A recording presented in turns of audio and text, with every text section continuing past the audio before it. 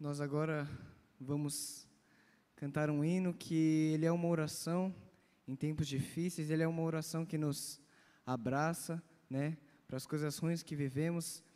É uma oração que pede para que Deus restaure em nós aquilo que temos perdido. Então, para esse momento, vamos cantar a música Restaura.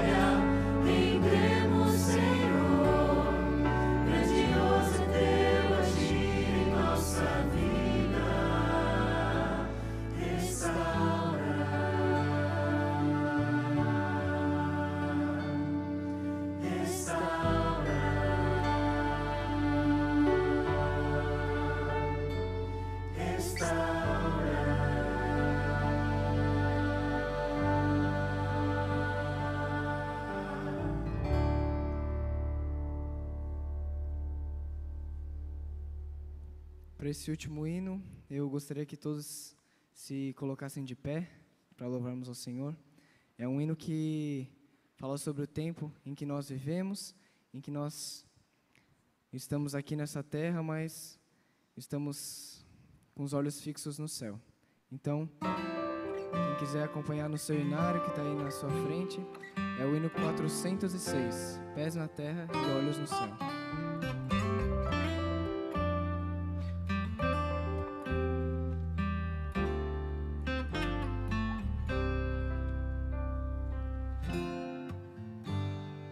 Nós almejamos outro lar, um novo Éden pra morar.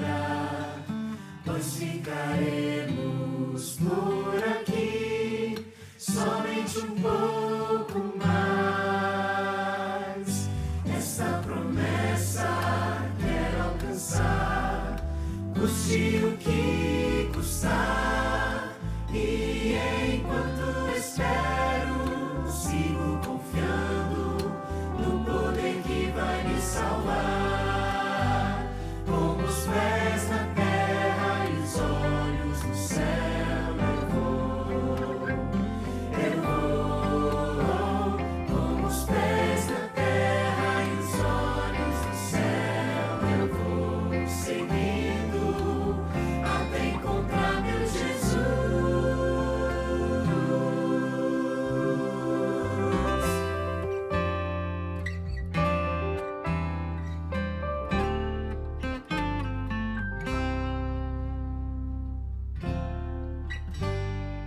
Um novo dia surgirá quando Jesus aqui voltar.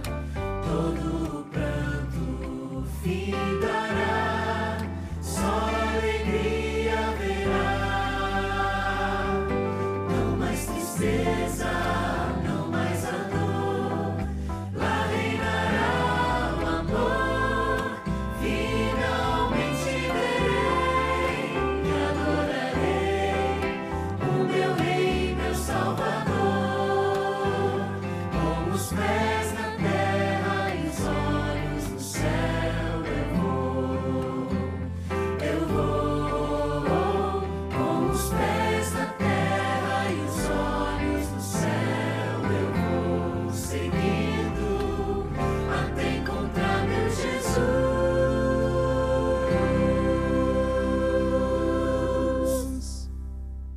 Amém. Ainda nesse espírito de adoração, peço que assim como estamos, falemos com Deus. Querido Santo, amado Deus e Pai, Senhor, agradecemos porque estamos aqui na Tua casa, Te louvando, engrandecendo somente o Teu nome. Pedimos pela semana que está se iniciando e agradecemos porque estamos aqui primeiro na Tua casa. Que o Senhor volte logo. Pedimos e agradecemos por esse culto, em nome do Teu Filho, amado Jesus. Amém.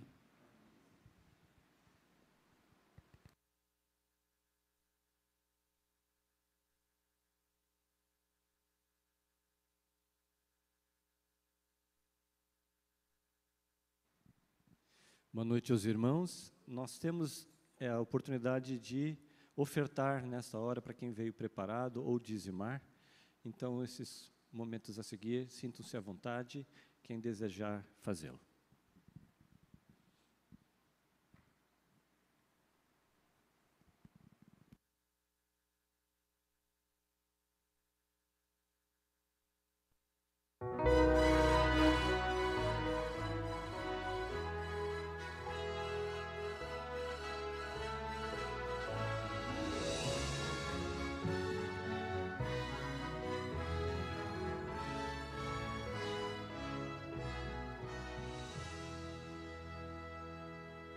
Vinde, povo do Senhor, adorai-o com louvor.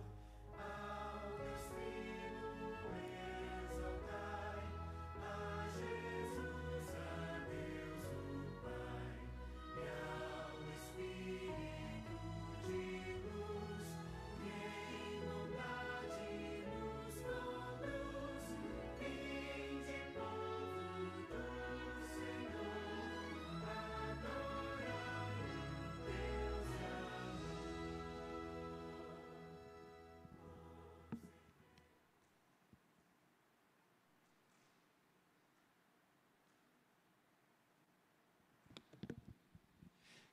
Quero cumprimentar a todos nesta noite, novamente, com uma boa semana e também com uma boa noite, nesse finalzinho do primeiro dia da semana, de acordo com o que nós acreditamos, né?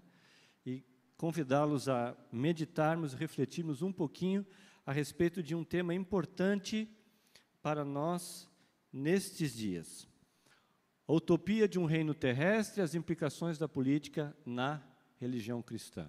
E antes que você fique aí muito preocupado e ache que nós estaremos aí falando de um tema espinhoso nessa noite, eu quero dizer que você tem razão. Realmente é um tema espinhoso. Falar um pouco sobre política, mas nós queremos, com toda a humildade, pedir que Deus nos conduza nessa noite e que venhamos a abordar de uma forma relevante este assunto para o nosso crescimento espiritual. Eu quero, como disse, desejar a você que seja uma ótima noite na presença do nosso bondoso Deus. Bom, o nosso ponto de partida está no Evangelho de João. Eu quero convidá-los a abrirmos as nossas Bíblias lá em João 18, capítulo 18 do livro de João.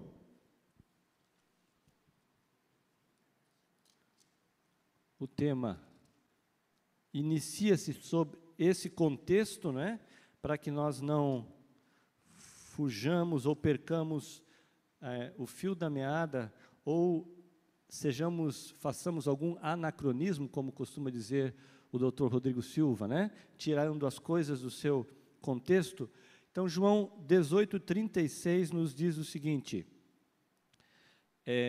Jesus ali estava se referindo às questões do reino, né, enquanto era interrogado por Pilatos. Respondeu Jesus: o meu reino não é deste mundo. Se o meu reino fosse deste mundo, os meus ministros se empenhariam por mim, para que não fosse eu entregue aos judeus, mas agora o meu reino não é daqui, diz a minha tradução aqui na minha Bíblia. Então, repetindo o início, o meu reino não é deste mundo. Nós estamos acostumados a ouvir dizer que não somos deste mundo, e até brincadeiras, né, no sentido de, então somos extraterrestres, afinal de contas, quem somos nós? Mas aqui a referência de Cristo a respeito do reino celestial é muito importante para começarmos aqui a falar dessas questões da política. É certo, é nítido no relato bíblico de que Jesus sempre falou, defendeu e revelou para os seres humanos sobre um reino celestial, uma pátria celestial, para a qual nós estamos nos preparando. Por isso, o nosso ponto de partida é aqui, né? Pois este reino, em algum momento, foi usurpado. Um enganador tratou de enganar e, de alguma maneira, sequestrar os habitantes deste reino, ou os descendentes deste reino celestial. E aqui estamos nós, então, sendo governados no planeta Terra por este suposto governante. Boa parte da reflexão dessa noite se encontra neste livro, que estou aí fazendo a propaganda aqui nesta hora. Tudo que você precisa, política, o que você precisa saber, boa parte, né? Mas temos também algumas outras fontes e pesquisas que usamos para o tema.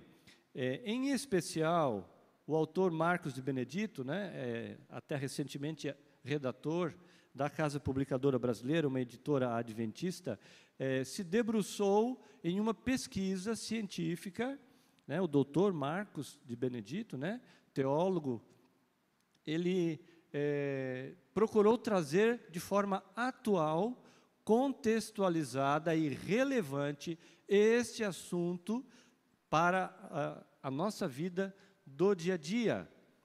A simples menção das questões políticas ou o que envolve a política muitas vezes já é assunto de polêmica ou de discussão.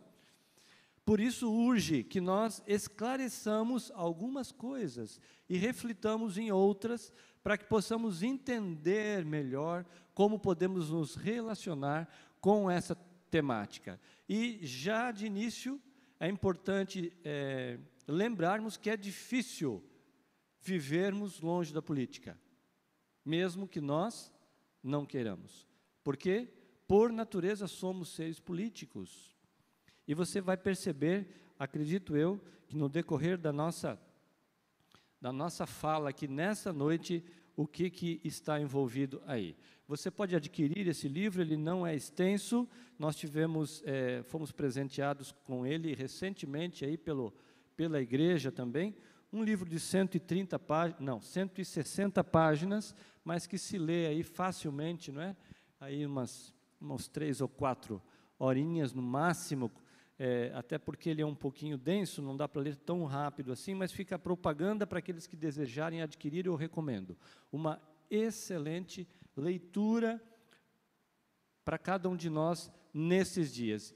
E então, como poderíamos definir, afinal de contas, a política? Facilmente alguns já vão se reportar aí às questões partidárias, mas precisamos nos concentrar na palavra política em si. Eu não vou rebuscar aqui e trazer as questões etimológicas, não é? E da origem da palavra grega e etc. Eu vou me ater mais aqui aos significados práticos do dia a dia. Trouxe vários deles, que são colocados por Benedito ali no seu livro, mas eu destaco os 2 últimos, que me parecem ser mais interessantes. Vejam, a política é o teatro da guerra ideológica. Um teatro. O que é um teatro? Um palco onde atores, né, comunicam determinadas peças escritas para impressionar, né, o drama, para trazer ali as questões que são importantes para a humanidade, as questões envolvendo o amor, não é, poder, traição e tantas coisas assim. Então, de certa forma, a política tem muito a ver com isso, né? Ser um campo teatral onde se desenvolvem guerras de pensamentos e de ideias. E política também é história ao vivo, ele nos diz. É a história sendo contada no tempo de agora, presente. Aquilo que está acontecendo nas repartições governamentais, administrativas de uma nação e de um país, ela vira história assim que acontece, né? A política, portanto, impacta a nossa vida, quer queiramos ou não. Não é? Mas também existem aí algumas outras definições um pouco mais clássicas, mais filosóficas, é o jogo do poder, não é? A arte de gerenciar a tensão entre o caos e a ordem, não é? É a arte de tomar decisões sobre a maneira de organizar e viver em sociedade, a arte de governar para o bem comum, ou a busca da felicidade de uma nação, todas definições bem interessantes sobre a política. E anexo ou coladinho com a questão política, né, ou a definição política, como citamos a política é o teatro da guerra ideológica, nós temos também o pensamento da ideologia. E é necessário revisarmos algumas dessas definições para que possamos entender minimamente o que o autor coloca ali neste livro que mencionamos. Então, a ideologia, ela vem carregada de alguns significados muito fortes, e ela é tratada pelo menos com 2 sentidos nos dias de hoje, de forma mais destacada. A perspectiva marxista, que diz que ideologia é uma falsa consciência, uma inversão da realidade, um ocultamento da realidade histórica e política, ou distorção do pensamento, transformando as ideias a fim de manter a dominação de alguém sobre um povo ou de um grupo, não é? Sobre um povo. Esse é um significado mais carregado aí, não é? Das questões aí marxistas, enfim, do socialismo. Mas existe também uma perspectiva mais neutra, que é a que nós temos a intenção de usar aqui neste momento, que é um amplo sistema de ideias que serve de base para moldar e validar caminhos políticos e arranjos sociais. Trocando em miúdos, de forma bem simples, ideologia é o que faz as pessoas, muitas vezes, viverem e morrerem por uma causa, o que leva as pessoas a se apegarem ou adotarem determinadas causas. E nós podemos lembrar de diversas causas, né? Causas humanitárias, causas sociais, Alguns escolhem a causa da fama, né, do estrelato, os artistas. Alguns se empenham nas causas de ganhar dinheiro, levantar, não é, impérios financeiros e se tornam empresários, se tornam pessoas hábeis em negociar e assim por diante. Mas existem também as causas espirituais. Aquela causa que Jesus veio aqui a esta terra para infundir de forma muito especial, e Ele nos convida, você e a mim, a participarmos, não é? Bem, quando se fala de política, não se pode fazê-lo sem lembrar um pouquinho a filosofia grega lá dos filósofos como Aristóteles, por exemplo. E eles trazem ali algumas questões que que fazem parte, que são elementos constituintes da política. Os regimes de governo têm muito a ver com isso. Por exemplo, para Aristóteles, os principais regimes de governo foram divididos em bons ou maus, não é? Bons sistemas ou maus sistemas. Entre os bons foram enumerados 3, ele enumerava 3, e entre os maus também 3.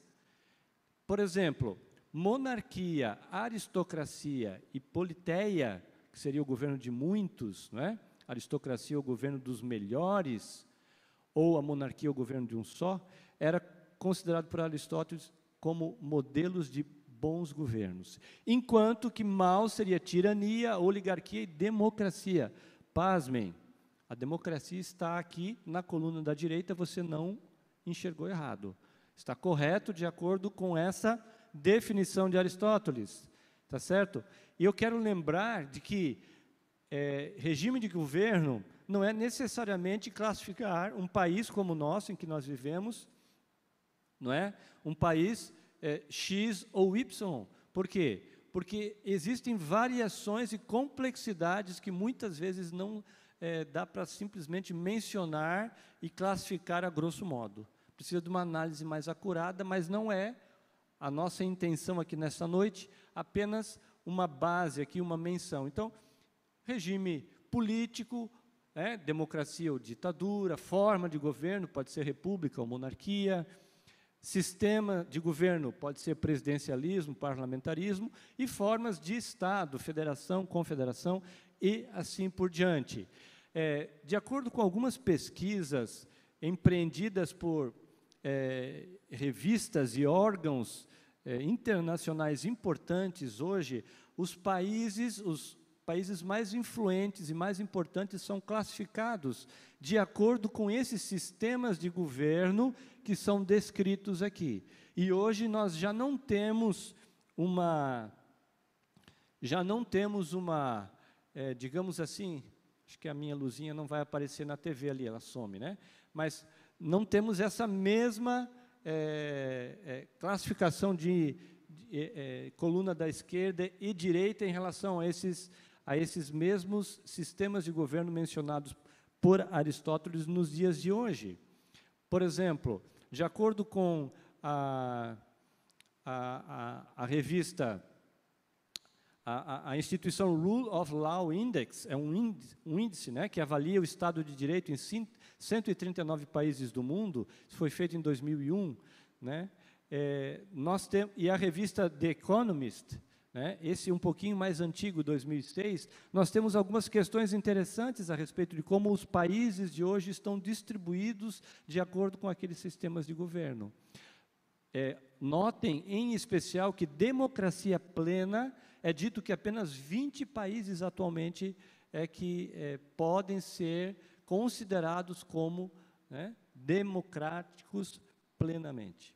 Uma grande parte, cerca de 1/3 mais ou menos da população mundial, de acordo com esse levantamento feito, né, por essa revista, né, e esse índice ali, cerca de 59 países vive sob sistemas autoritários nos dias de hoje. Nem sempre paramos para pensar nisso, né, por gozar de liberdade, de determinadas ainda que com limitações e polêmicas nos dias de hoje, mas ainda em relativa liberdade, né? Os regimes híbridos, as democracias imperfeitas e assim por diante. E vejam que os 10 países considerados como os 10 primeiros, né, desses 20 que são considerados como plenos na democracia, estão ali, ó. Dinamarca, Noruega, Finlândia, Suécia, Alemanha, Holanda, Nova Zelândia, Luxemburgo, Áustria e Irlanda. São ao todo 139 países. Avalia-se ali o Estado de Direito que funciona neles, né? O Brasil está em 77º lugar. O país mais bem colocado na América Latina é o Uruguai, 25º. Então vejam o que está em jogo.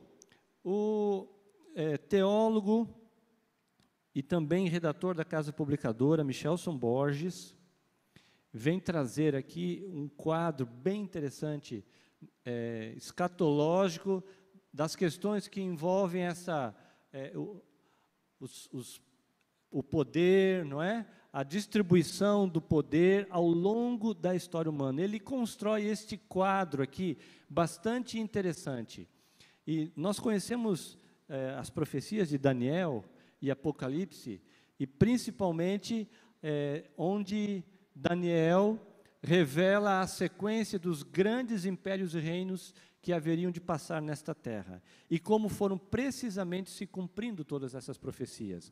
Mas, recentemente, já no século XVIII em diante, é feito aqui uma linha histórica, não é? Portanto, aqui é um cenário linear, a história comparada a uma linha do tempo que vai avançando de acordo com o tempo, conforme o tempo vai passando, a partir da Revolução Francesa, 1789, 1799, aonde foram surgindo eventos importantes que impactaram e impactam a política até os dias de hoje, inclusive nesses quadros que nós vimos ali agora há pouco. Por exemplo, a reforma, não é? A migração do pensamento teocêntrico humano para o humanismo, a adoção do humanismo e todas as correntes que vieram implícitas ali, o racionalismo, o naturalismo filosófico e assim por diante, não é? Conforme o tempo foi passando, já século XIX, a própria criação, a fundação do Adventismo, 1863, não é? Oficialmente, mas em 1844, com o grande desapontamento, vemos o sábado, o criacionismo, as doutrinas bíblicas sobre a mortalidade da alma, em contrafação com o surgimento de movimentos do espiritualismo ou espiritismo moderno, com as irmãs Fox, mais ou menos na mesma época da história mundial. E Michelson Borges chama a atenção, enquanto que nessa coluna da esquerda, né, a história avança de baixo para cima, não é? A flecha está começando de baixo para cima, mas conforme a história avança, paralelamente às ações divinas na história, Deus ia suscitando movimentos, pessoas, igrejas, enfim, também pelo inimigo das almas eram suscitados algumas contrafações ou movimentos para tentar abafar essa obra divina em favor do ser humano. O darwinismo, o marxismo, o espiritualismo, que já citamos, até os dias mais recentes que nós estamos vivendo, não é? E é interessante porque isso hoje está com uma roupagem, de acordo com Michelson Borges, muito diferente, muito mais intelectualizada e que entra, não é, por outros canais que não são mais somente as questões das escolas, da formação, não é, educacional. Outra questão diretamente aqui envolvida na política é a designação dos dois principais, diríamos assim, movimentos que são tidos como e que interessam as pessoas, não é? Ou seja, esquerda e direita.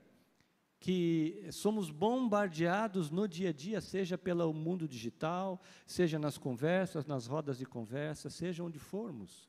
Direita e esquerda, a grosso modo, de uma forma muito geral e superficial, nós poderíamos dizer que esquerda é aquele movimento mais progressista, associado com mudança, revolucionário, que busca sempre, não é,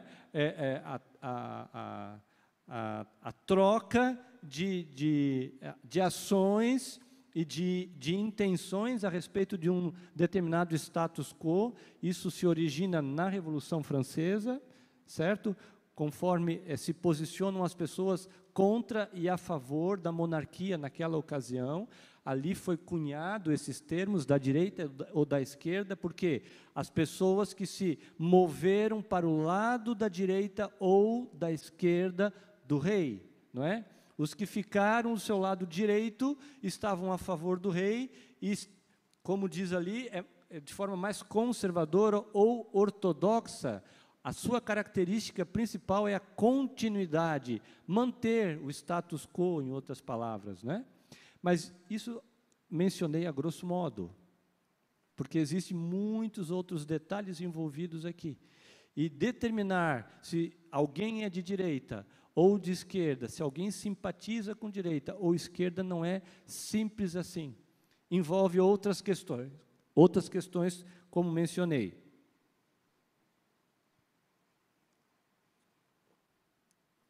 Haja visto que mencionamos os sistemas de governo, tem vários aspectos ali, não é? E não adianta só você determinar se alguém ou uma instituição, enfim, um material, qualquer coisa, é mais à direita ou à esquerda, porque às vezes está misturado com partes de um e partes do outro. Por isso, Benedito toma o cuidado de não determinar aqui, não rotular simplesmente as coisas, não é?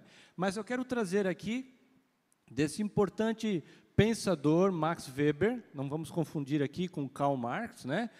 Max Weber, enquanto a sua explicação histórica de como isso se desenvolveu a partir da Reforma Protestante, os movimentos com Lutero, 1517 seria um marco importante da Reforma, não é? De acordo com ele, enquanto os católicos preferiam uma formação mais humanista e filosófica, os protestantes buscavam uma formação mais técnica e científica. O que isso trouxe? Isso trouxe para países predominantemente católicos ou predominantemente protestantes determinadas tendências econômicas até. E se você olhar o histórico de determinados países, sejam europeus ou americanos, enfim, você vai perceber, ao estudar a história, que foi se desenvolvendo mais estas correntes ligadas aqui, implicadas com essas questões. Vou dar um exemplo. Os países europeus, onde nós encontramos uma indústria mais forte, ou capital, né? O capitalismo mais forte, normalmente são os países de matriz protestante. Se você pegar os países eminentemente católicos, você vai encontrar uma ênfase muito maior nas questões humanistas e filosóficas. Por exemplo, o sul da Europa, né? E partes também da Itália, né? Seria Espanha ali, Itália. O historiador adventista Sutherland escreveu um material, não tem hoje aqui para mostrar, mas ele escreve um material resgatando a história da educação cristã no mundo, e ele diz que o sistema protestante, com a reforma de Lutero e os demais que se envolveram, produziu um forte sistema educacional, investindo na criação de universidades, não é? Pelos países europeus, principalmente do norte da Europa, e logo depois ele menciona, no seu resgate histórico, que o catolicismo viu que precisaria, de alguma maneira, criar um outro sistema que fizesse frente ao sistema educacional protestante. Então, nós podemos perceber isso ao longo da história. Há um outro cientista político no Brasil, Alberto Carlos, e ele faz um levantamento a respeito da questão educacional no Brasil. Aqui, apenas abrindo um parêntese para os irmãos, né, nesta noite. Nós não temos uma situação educacional muito favorável no país, embora alguns índices tenham melhorado bastante nos últimos anos. Mas para o brasileiro, numa pesquisa que ele fez do seu doutorado, que virou um livro, esse livro você encontra em livrarias ou na internet, chama-se A Cabeça do Brasileiro, você pode pesquisar, é fácil de achar. Ele diz que para o brasileiro a educação não é um bem primário. Num geral, o brasileiro vê a educação como um trampolim para alcançar alguma coisa.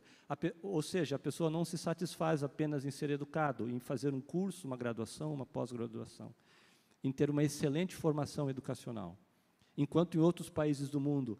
E quando ele foi entrevistado pela famosa Marília Gabi Gabriela, no seu programa de entrevistas, que hoje não existe mais, ela lhe perguntou por que isso é assim no Brasil. Ele disse, por causa da matriz católica. Os países de matriz protestante formaram e valorizaram muito mais essas questões científicas, não é? E as questões técnicas também, junto com a científica. Mas vamos adiante, irmãos. Então, nós temos que o socialismo tende a regimes totalitários. Quem fala isso? A filósofa judia e historiadora judia, que se radicou nos Estados Unidos depois, porque ela foi perseguida pelo sistema nazista, né, na Alemanha. Hannah Arendt, ela diz que o socialismo tende a regimes totalitários. O totalitarismo tem a pretensão de compreender a realidade e explicar todo o curso da história, os segredos do passado, as complexidades do presente, as incertezas do futuro. A ideologia totalitária reivindica detectar sentidos ocultos e procura sempre injetar, vejam agora o que ela diz, um significado secreto em cada evento público tangível e farejar intenções secretas atrás de cada ato político público. Será que a gente tem visto isso nos dias de hoje? A nítida impressão de que tudo parece ter uma intenção secreta por trás, mas eu diria que não são ações, atitudes e tendências apenas socialistas ou totalitárias. Vemos também pessoas que se designam ou que se identificam mais também à direita com hábitos e ações semelhantes a estes. Precisamos pensar, refletir bem se isso cabe a um cristão nos dias de hoje. Veja, para provar, eu vou trazer aqui, porque às vezes a gente pensa que só acontece lá longe, né? São Paulo, Rio de Janeiro, pessoas no meio artístico, da música, estão se envolvendo com o progressismo e assim por diante. Vejam, aqui nós temos uma pessoa, um grupo de pessoas promovendo um evento de adventistas progressistas. E uma dessas pessoas, o meu pontinho luminoso não vai me permitir apontar, mas seria a única mulher que está aqui à frente, é de Florianópolis. Talvez alguns a conheçam, inclusive, como uma das organizadoras, e é um evento recente, veja, eu estou falando de 2021, Encontro de Adventistas Progressistas, participação de José Dirceu, né? Então, uma das mediadoras é aqui de Florianópolis, e que já fez parte da comunidade adventista aqui da região. Veja, não está longe, irmãos. Não está longe. Nós estamos vivendo tempos realmente diferentes, e se não acreditamos naquilo que está acontecendo, talvez tenha faltado um pouco de interesse. Vejam, a política e a religião, elas não se misturam. Benedito é enfático, Deus não é político. E aqui vem uma primeira lição que nós podemos extrair para a nossa vida. Deus não é político, mas Ele se interessa pela política? Com certeza. Por quê? Ele é governador do universo. Nós lemos lá no início, não é? O seu reino foi usurpado. Deus tem conhecimento da política, Deus acompanha a política, com certeza. Ele não é político, principalmente no sentido pejorativo e negativo que essa palavra traz, não é? De se amoldar aos interesses, não é? Para obter algum tipo de benefício, mas Deus acompanha as questões da política. Vejam a história de José, a história de Esther, de Mardoqueu, de Esdras, são exemplos claros e nítidos de que Deus acompanha a política. Deus esteve presente com pessoas, personagens ao longo da história, influenciou as suas ações para que fossem tomadas as melhores decisões. A Igreja Adventista tem uma visão particular em relação à política, e nós vamos ver alguns princípios na sequência, mas tomemos por hora alguns pensamentos da escritora Ellen White, que parecem contraditórios, mas não são, devido à posição clara de não envolvimento da igreja com a política. Percebam, por exemplo, na parte da esquerda, na coluna da esquerda, essas leituras, de certa forma, de acordo com Jonathan Thompson, na sua obra, na sua pesquisa feita, indicam que White conectava salvação pessoal com transformação social. Alguns tendem a classificar Ellen White, ou enfim, os pioneiros da Igreja Adventista, de uma forma geral, como participantes do movimento A ou B, direita ou esquerda. Mas vejamos, como nós vamos ver na sequência, está acima Deus, tem as questões políticas como devendo estar afastadas do seio da igreja. Ellen White denunciou a desigualdade, defendeu a justiça, valorizou aqueles que viviam à margem da sociedade.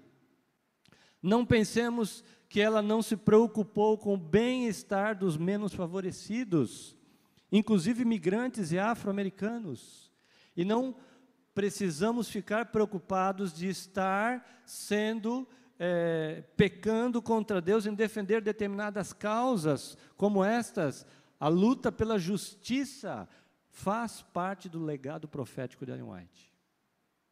E não existe nenhuma incompatibilidade com o cristianismo, o adventista e o cristão.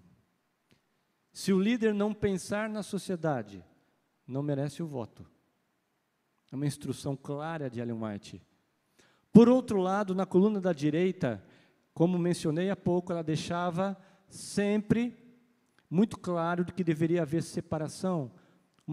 Uma das frases, os filhos de Deus têm de se separar da política, de toda associação com os incrédulos. Ela se contradisse? Não. Uma coisa é você entender o cenário macro político, outra coisa é envolver-se, comprometer-se com ele. A imposição de testes, outra fala da escritora Ellen White, a imposição de testes, falando aqui de Constantino, em 330 depois de Cristo, quando ele se converteu e levou todo o Império Romano a adotar o cristianismo como religião oficial. Olha o que ela diz a esse respeito no grande conflito. A imposição de testes religiosos tem sido o maior motor da tirania no mundo. Ela não está dizendo que testes sociológicos, testes científicos, matemáticos ou da linguística, ou seja lá o que for. Ela está dizendo que testes religiosos é o maior motor da tirania no mundo. Enquanto Marx diz que a luta de classes é o motor da história, Ellen White afirma que a imposição religiosa de uma religião por um governo, não é? Que tenta fundir religião com política, é um dos maiores problemas e causas da tirania nesse mundo. E ela fala enfaticamente, Lúcifer caiu porque violou os princípios do governo de Deus. Usurpou. Violou o governo que Deus havia estabelecido. Era claro esse governo. era justo e era superior. Ao mesmo tempo, Ellen White e a orientação da igreja, de uma forma geral, tem manifestado de que é possível haver flexibilidade nos sistemas ou regimes políticos. A Bíblia traz sistemas diferentes que aconteceram ao longo da história, inclusive no povo de Deus. Deus não pensa só nas autoridades, Deus pensa principalmente com a população, os menos favorecidos. Vejamos, por exemplo, Judá e Israel. Em Judá, o reino do sul, sucederam-se 19 reis e uma rainha, ou seja, 20 governantes ao todo. 8 foram bons e 12 maus. Até que, finalmente, em 586, antes de Cristo, foram invadidos por Babilônia e foram levados cativos. Nós conhecemos a história. E Judá depois foi reconstruída, não é? Porém, em Israel foram 19 reis e todos maus. Então, em 722, os assírios vieram, destruíram a nação de Israel. Permaneceu Judá, por isso nós temos aí a denominação dos judeus até os dias de hoje, e conhecemos bem a história, que continuam intrigas políticas, não é? E civis, étnicas e de tantos outros tipos, entre eles, até os dias de hoje. Por isso, a política para o cristão atual, a política para você e para mim, ela tem importância. É significativo, nós não podemos estar alheios. Vejam, Deus nos deu um só planeta para administrar, uma só humanidade para cuidar e uma única vida para fazer florescer. Façamos o melhor possível pelo ambiente, as pessoas e o trabalho. Há algumas pessoas que associam ou tentam associar de alguma maneira a luta da causa ambientalista, dizendo que ela não é legítima, não é correta. Então, óbvio que o equilíbrio é importante em tudo, nem tanto ao mar, nem tanto à terra. Alguns que fazem dessa causa, não é? Como diz o próprio Michelson Borges, os ecochatos, que tornam da ecologia uma pauta, uma agenda para lutar ou para impor determinadas decisões governamentais e políticas, e também religiosas.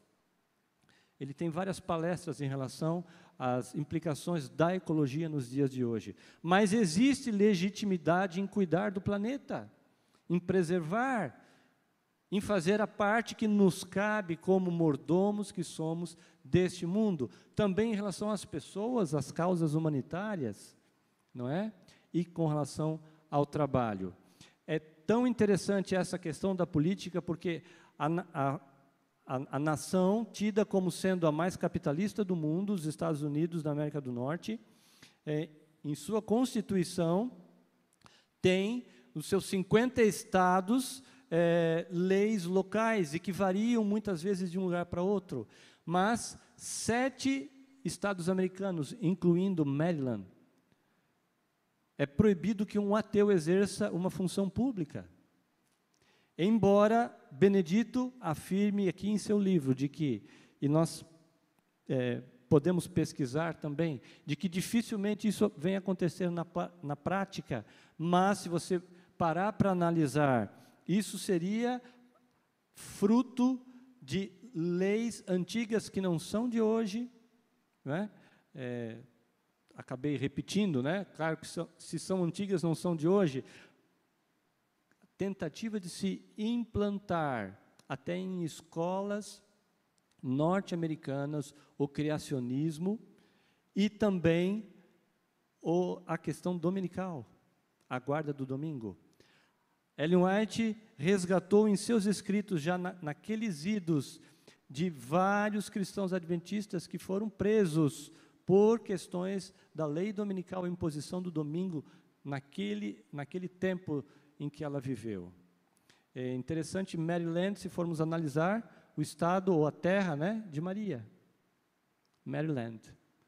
Portanto, o ardor religioso aqui, comprometendo algumas questões governamentais e políticas. Alguns outros lugares, né, como o próprio Canadá, Há estudos que mostram que a afiliação política influencia as próprias escolhas religiosas, dispostos a perdoar deslizes de seus governantes se isso trouxer vantagem em sua agenda ideológica. O que isso significa? Irmãos, isso significa que a pessoa está disposta a abrir mão de certos princípios se trouxer alguma vantagem para a causa que ela defende, devido à sua afiliação política, as pessoas que se credenciam a um partido. Em outros países ainda, Espanha, Bélgica, Grã-Bretanha, né, Inglaterra, uma pesquisa feita por Stanford, o senso da identificação política suplanta fatores identitários de gênero, etnia, linguagem e religião. É mais forte do que a identidade que a pessoa tem com relação ao seu gênero, o seu próprio gênero. Talvez seja por isso que temos assistido em alguns jornais, né, noticiários, tantas pessoas aderindo, né, à militância de causas políticas mundo afora. Enfim, o assunto é extenso, nós queremos apenas trazer aqui, como dissemos de uma forma resumida, portanto, que lições nós poderíamos tirar para a nossa vida prática? A felicidade não é conquistada pela luta de classes, mas pela obediência a Deus. Amém? Obedecer a Deus. Tiranos não merecem o voto do professo povo de Deus. Analisar se um governante, se um político é tirano, deve ser uma causa de atenção, de cuidado e de oração de um eleitor cristão, que conhece e respeita a Bíblia. O Êxodo estabeleceu as raízes da separação entre religião e política. Depois o homem fundiu, né? Constantino fundiu novamente. Mas no Êxodo, Gênesis 37 até o final, conta a história ali de José e toda a sua descendência depois que permaneceu no Egito e que com o Êxodo, essa história épica de liberdade nos traz um valor inalienável do ser humano que é a liberdade. Por que inalienável?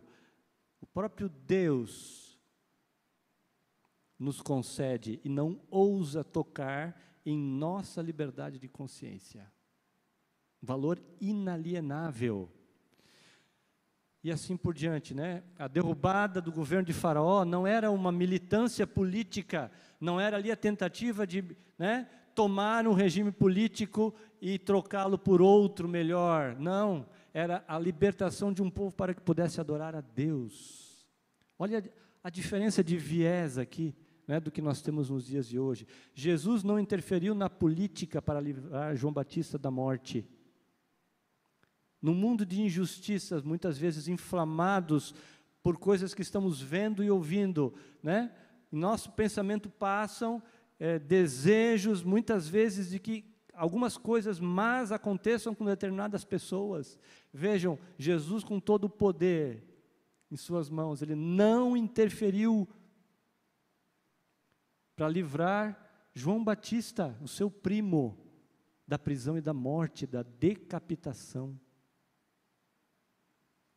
Jesus respeitou, Ele não defendeu uma ação revolucionária e violenta, mas a implantação do seu reino pelo Espírito Santo, não a implantação de um reino político mundano ou terreno. Não é? Se não estamos numa teocracia, o Estado deve ser laico. Essa é uma lição correta. Sim. A única razão que justificaria um Estado não ser laico é uma teocracia. Até Saul, o povo de Israel teve uma teocracia em termos altos e baixos, aos trancos e barrancos. Mas fora isso, realmente é importante que o Estado seja laico. E assim por diante, ele vem falar de polarização, não é? a fragmentação da sociedade. Talvez polarização seja o maior problema que você e eu encontramos hoje no dia a dia, no cotidiano. Pessoas que pensam diferente. O que é a polarização, se não exatamente isso? Visões opostas que dividem as pessoas, criam facções e grupos. Quantos grupos de WhatsApp se desfizeram por conta da polarização nas últimas eleições? Você conhece algum? Não responda, é uma pergunta retórica, não é? Vejam, sociedades que ao invés de resolver as tensões do seu próprio coração, com reflexão profunda, oração, e o pedido para que o Espírito Santo ilumine a nossa compreensão, o nosso entendimento, as pessoas evitam o raciocínio complexo e se alinham a um grupo que lhes interessa, mais conveniente, em outras palavras, né? E ali elas começam a expressar a sua violência, começam a dar vazão às suas insatisfações, às suas angústias e às suas mágoas. E aqui vem talvez um dos pensamentos mais fortes que nós encontramos do Marcos de Benedito. Sendo que a política não deve entrar na igreja de forma presencial, porque dissemos que estão separadas a religião com a política, mas ela também não deve entrar de forma digital. O que isso significa? A política não deve estar nos meios digitais que nós utilizamos no dia a dia, que pertençam à igreja, seja de forma oficial, ou seja de pessoas que se dizem religiosas e que comungam da fé adventista. Irmãos, isso aqui é tremendo, tremendo. Merece uma reflexão e uma mudança de postura da nossa parte, não é? Não deve estar no digital. Enfim, nós temos, para encerrar, não é? Já estamos nos alongando bastante, mas, como disse, o tema é bastante interessante, concluindo 10 princípios políticos da Bíblia. O envolvimento dos cristãos com a política é inevitável. Deus usa os fiéis para cumprir os seus propósitos ao longo da história, na esfera pública. Deus teve, né? Daniel viveu sob mais 3, 4 reis diferentes, né? Influenciou todos eles, começando por Nabucodonosor. O envolvimento político pode representar dilemas éticos e perigos físicos. Não pensemos que nos tempos de outrora a pessoa não morria pelas suas ideias, diferentemente de hoje, e que você pode proferi-las com bastante liberdade, né? Para quem deseja manter a sua integridade, pode haver sim dilemas éticos e perigos. A cosmovisão bíblica deve guiar o engajamento político. Toda a nossa cosmovisão. As autoridades são permitidas ou ordenadas por Deus. Vejam, 2 palavras, permitidas ou ordenadas. Há alguns que Deus ordena serem constituídos e outros Deus permite. Não significa que é o melhor, mas Deus assim o quis, Deus assim o permitiu. O Senhor tolera diferentes formas de governo, não aprova injustiça. Fato de Deus tolerar tantos e tantos pecados, né? Cometemos como seres humanos, não significa que Deus os aprova. Os cristãos são cidadãos de 2 reinos. Não somos deste reino. Estamos neste reino, mas não somos, não pertencemos como cristãos. Portanto, devemos exercer a nossa influência positiva. Onde quer que você esteja, você deve exercer de forma positiva a sua influência. A obediência a Deus tem prioridade sobre a obediência ao Estado. Este 9º princípio, ele nos será caro nos últimos dias em especial. Haverá momento em que nós enfrentaremos dificuldades pela obediência a Deus, em virtude da obediência ao Estado. E a tensão política pode ser reflexo do conflito entre o bem e o mal. Diríamos que não só pode, como é, não é? E, para terminar aqui, um spoiler da história. Aquela velha ilustração que nós conhecemos muito bem, né?